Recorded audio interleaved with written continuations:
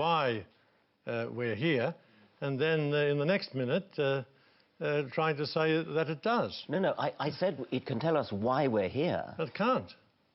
Well, I simply contradict you in that case. Well, what is the reason that science gives why we're here? Science tells us how things happen.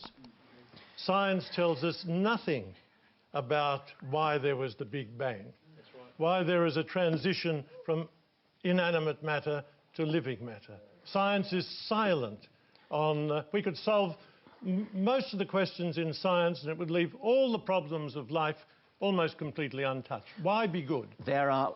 why be good is a separate question, which I also came to.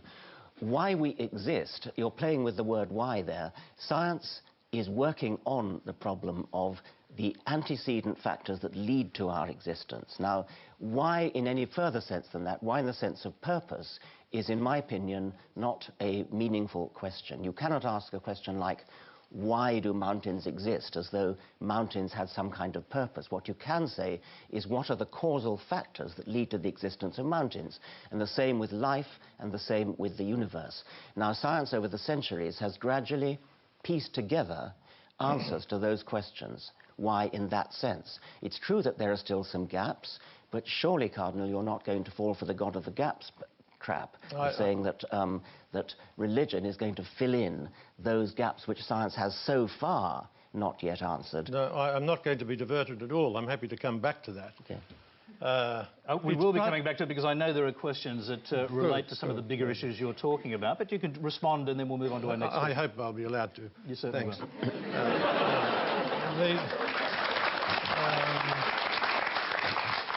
It's part of being human to ask why we exist. Questioning distinguishes us from the animals. It's to ask why we're here. So, I repeat, and this is a commonplace in science, science has nothing to say about that. As whatever it might say about mountains, it can't say what is the purpose of human life. And it's not Maggie Thatcher who was the epitome or the personification of social Darwinism. It's Hitler and Stalin. Because it's the struggle for survival. The strong take what they can and the weak give what they must, and there's nothing to restrain them. And we've seen that in the two great atheist movements of the last century. No, that's ridiculous.